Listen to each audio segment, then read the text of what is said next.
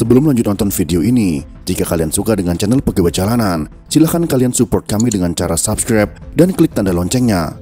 Silahkan gunakan headset Anda untuk mendapatkan kualitas suara yang jernih. Selamat menonton.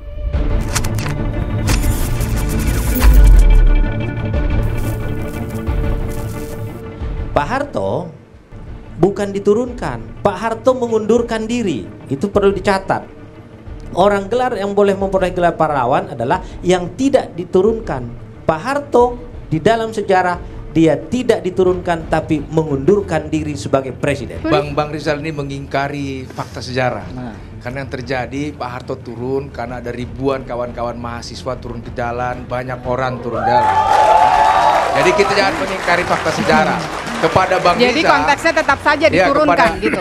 Kepada Bang Riza bukan berarti mencari-cari kesalahan, tapi juga kita tidak boleh mengagung-agungkan katakanlah sisi baik Pak Harto dengan menafikan, menyembunyikan kesalahannya, sehingga kita tidak menjadi adil. Jadi jalan teradil bagi saya tidak menjadikan Pak Harto sebagai pahlawan, sehingga kita masih bisa memberikan penilaian secara objektif, berimbang sebebas-bebasnya dengan secara kritis, dengan cara kritis kepada Pak Harto. Dengan begitu kita belajar sejarah. Kalau kita jadikan dia pahlawan, itu artinya menutup fakta tentang apa yang terjadi yang disebutkan kawan-kawan tadi. Dan itu tidak sesuai dengan tujuan reformasi yang kita lakukan selama ini. Terima kasih. Soeharto jelas tidak layak diberikan gelar pahlawan nasional, sebab selama 32 tahun memimpin, dia lebih banyak memberikan dampak negatif daripada dampak positif. Atau bisa dikatakan, pembangunan yang dilakukan selama itu, jasanya lebih banyak merusak daripada manfaat yang diberikan kepada rakyat Indonesia. Itulah inti dari diskusi Magister Administrasi Publik Corner yang dipaparkan oleh Purwanto, dosen sejarah Universitas Sanata Dharma, pada tanggal 8 November tahun 2016. Bagaimana akibat daripada suatu KUP PKI yang gagal pada tahun 65 memang ada daripada tahanan-tahanan daripada Partai Komunis Indonesia itu. Golong B adalah mereka yang salah, akan tapi mengenai bahan pembuktian untuk diajukan pada pengadilan kurang meyakinkan. Mereka tidak segera dilepaskan kepada masyarakat karena masyarakat itu sekalipun diberitahu tidak ada pembuktian yang kuat untuk diadili, bagi rakyat yang melihat dengan mata kepala sendiri bahwa mereka itu melakukan penculikan, melakukan pembunuhan, melakukan pembakaran di desanya, tidak mungkin dikatakan kalau mereka itu tidak salah. Setiap tanggal 10 November rakyat Indonesia memperingatinya sebagai Hari Pahlawan. Namun muncul pro kontra di tengah publik ketika memunculkan nama Soeharto untuk diusulkan untuk ditetapkan sebagai pahlawan nasional. Upaya mendorong agar Soeharto ditetapkan sebagai pahlawan memang sejak beberapa tahun terakhir sedang gencar dilakukan, namun juga dengan gencar mendapat penolakan dari sebagian masyarakat.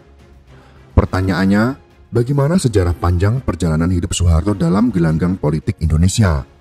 Mengapa upaya pemberian gelar pahlawan nasional kepada Soeharto muncul gelombang besar penolakan dari sebagian masyarakat? Apa yang salah dari seorang Soeharto?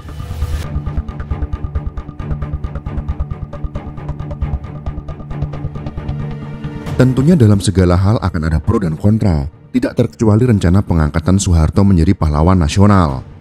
Tergantung dari sudut mana kita memandangnya, apakah dari sudut orang yang berseberangan dengan Pak Harto secara politik, atau jejak-jejak panasnya politik pada masa lalu. Tentunya sebagai manusia pasti ada kelebihan atau bahkan kekurangan, tidak terkecuali semua pahlawan nasional kita. Akan tetapi apakah kita akan menghilangkan kebaikannya?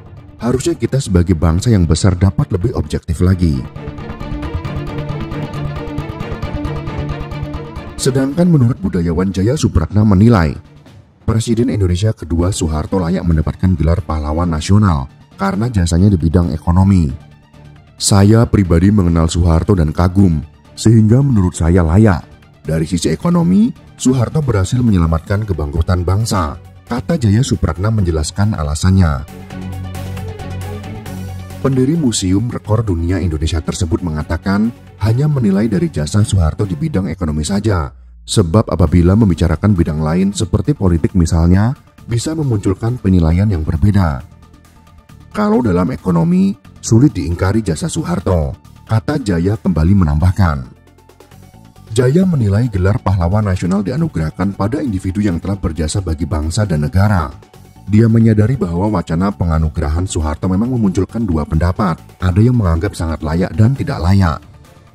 Ini dampak alam demokrasi, karena kita bukan lagi hidup di zaman indoktrinatif. Sekarang rakyat ikut menentukan, maka wajar terjadi polemik, kata Jaya kembali. Memang benar dalam dunia demokrasi yang bebas, semua orang mempunyai pendapat yang berbeda. Akan tetapi tinggal bagaimana kita mempertahankan pendapat kita masing-masing. Memang pada masa Soeharto menjabat presiden banyak sekali kasus-kasus kemanusiaan yang tidak terselesaikan sampai saat ini.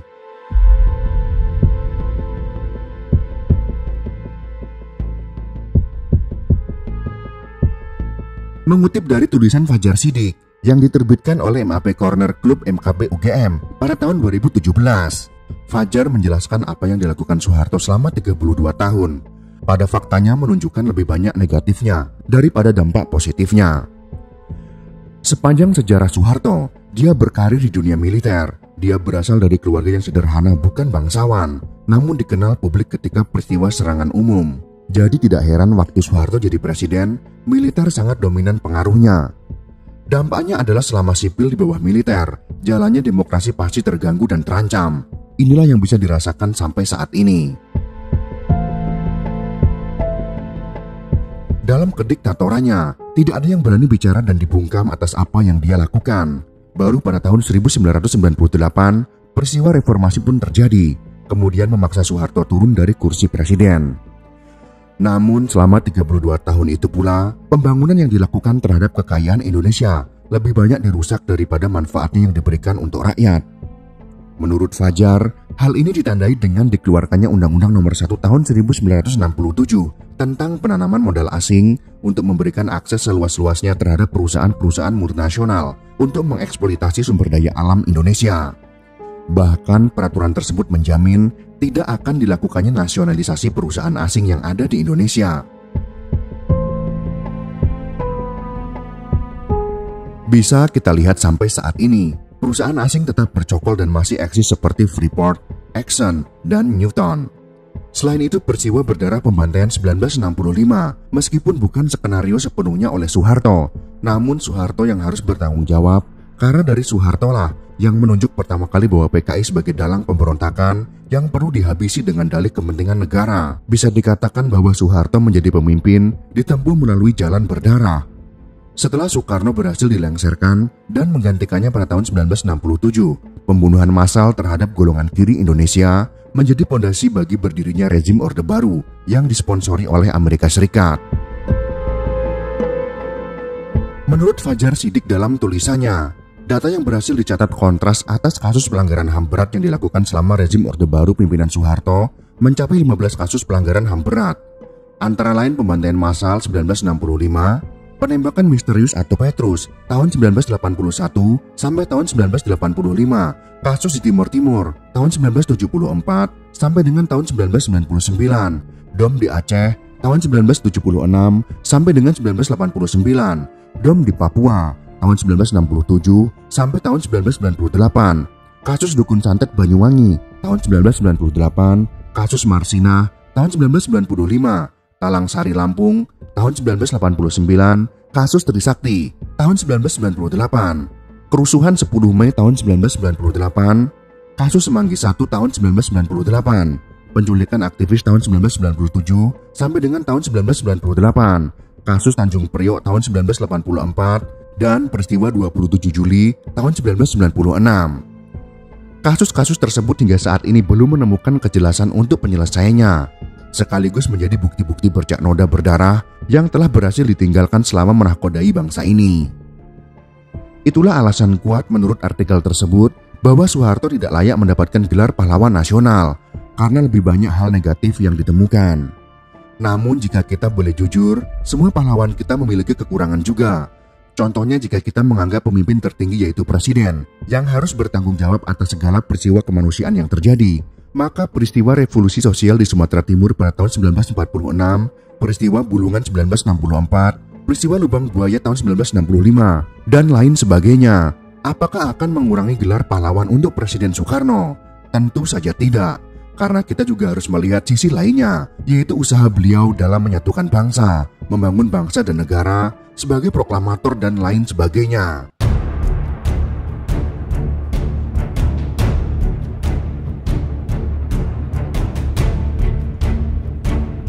Pada bulan Oktober tahun 2024, Ketua Majelis Permusyawaratan Rakyat Bambang Susatyo mengusulkan agar Presiden kedua Soeharto diberikan gelar pahlawan nasional.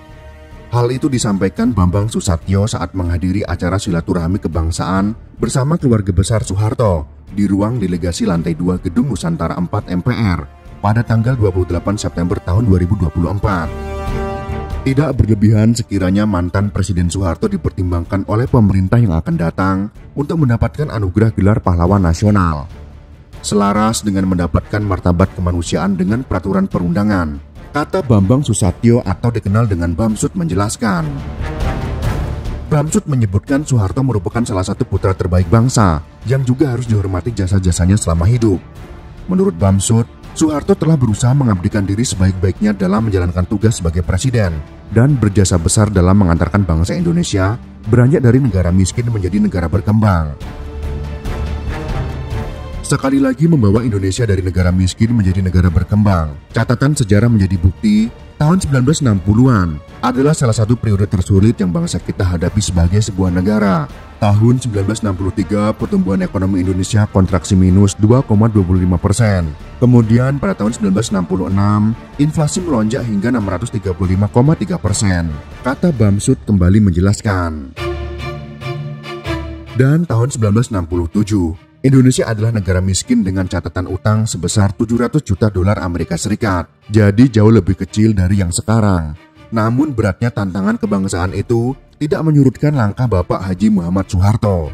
Kata Bamsud menambahkan lagi. Kita ketahui pada masa itu, Presiden Soeharto dibantu tim pakar ekonomi seperti Profesor Sumitro Joyo Hadikusumo, ayah dari Prabowo Subianto, berhasil mengembalikan keadaan pada tahun 1969 atau setahun setelah menjabat presiden, sehingga pertumbuhan ekonomi melonjak tajam menjadi 12% dan inflasi berhasil ditekan pada kisaran 9,9% pada masa itu. Kemudian Majelis Permusyawaratan Rakyat atau MPR mencabut nama Presiden Soeharto dari ketetapan MPR nomor 11 tahun 1998 tentang penyelenggaraan negara yang bersih dan bebas korupsi, kolusi, dan nepotisme atau KKN. Namun terkait dengan penyebutan nama mantan Presiden Soeharto dalam TAP MPR nomor 11/MPR 1998 tersebut, secara diri pribadi, Bapak Soeharto dinyatakan telah selesai dilaksanakan karena yang bersangkutan telah meninggal dunia. Ujar Bamsud menjelaskan posisi pribadi Pak Harto dalam TAP MPR tersebut. Diketahui TAP MPR nomor 11 tahun 1998 ditetapkan pada tanggal 13 November tahun 1998. Pada pasal 4 TAP MPR tersebut menyebutkan, upaya pemberantasan KKN harus dilakukan secara tegas, tanpa pandang bulu, termasuk pada Soeharto dan kroninya.